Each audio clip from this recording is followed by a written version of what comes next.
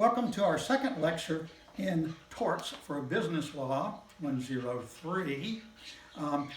And we're coming to you today live from the Hawaiian Airlines broadcast booth in the studios of WCLG. Now, remember last time I talked to you about there's two kinds of torts, intentional torts and negligence. Well, today we're going to talk about intentional torts, thereby having the title up on the board. Now, the law presumes that a person intends the consequences of the acts that they do. Either they intend the actual consequences or they intend the consequences that they should have known were going to occur. Anyway, so there's a couple of kinds of intentional torts that I want to talk to you about today. The first kind are assault and battery. If you remember back when we talked about crimes, we talked about assault was putting a person in fear of bodily harm. Even though nothing happened, if you put somebody in fear of bodily harm, that's a crime. It is also a tort. You can also sue somebody for assaulting you, and you may very well be able to get damages. Now, battery is, on the other hand, is actually hurting someone. It is actually committing some sort of act that hurts them, commits some sort of bodily harm. It does not have to be very extreme, but it does have to cause some sort of bodily harm. Now, remember that assault and battery can each be a crime as well as a tort. And remember back when we started this class, we talked about the burden of proof in a crime, which is beyond a reasonable doubt. And the burden of proof in a civil action, and a tort is a civil action. So the burden of proof in a civil action is, let me hear it, preponderance of the evidence. So you may be charged with assault as a crime and not be convicted because the burden of proof is higher, and charged with in a civil action of assault and still be found liable because the burden of proof is less. Now, that's a set of intentional torts. People are presumed to intend the consequences of their actions. Another set of intentional torts, uh-oh, my lady is falling. There we go, stay up there, is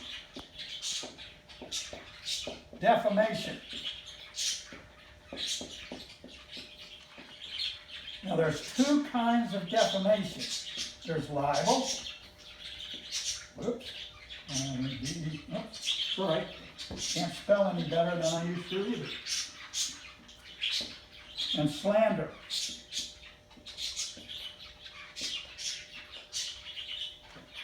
Libel is written defamation. It's defamation that has some sort of permanent characteristics. How do you remember the difference between libel and slander? Libel starts with L. You look at it.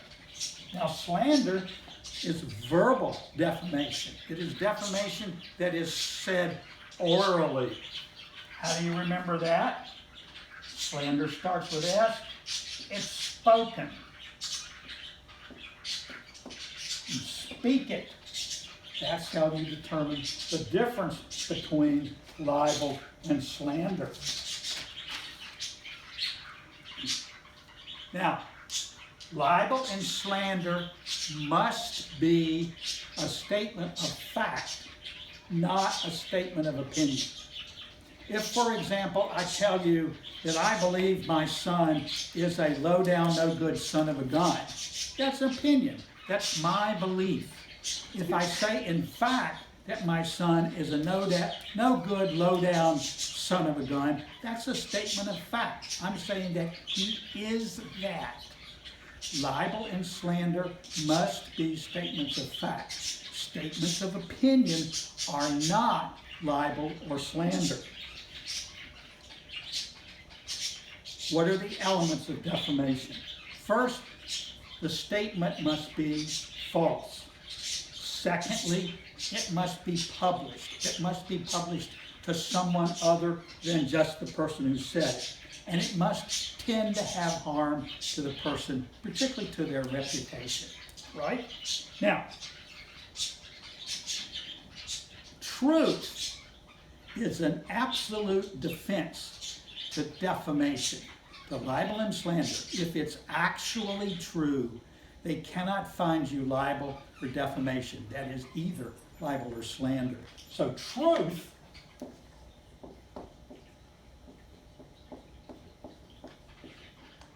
is an absolute defense. If it's true, you can't found to be liable for the tort of defamation. Now, next time we're going to talk about some business torts under intentional torts. Those are torts that arise in the context of businesses. So, we'll see you next time for lecture number 3. Thanks.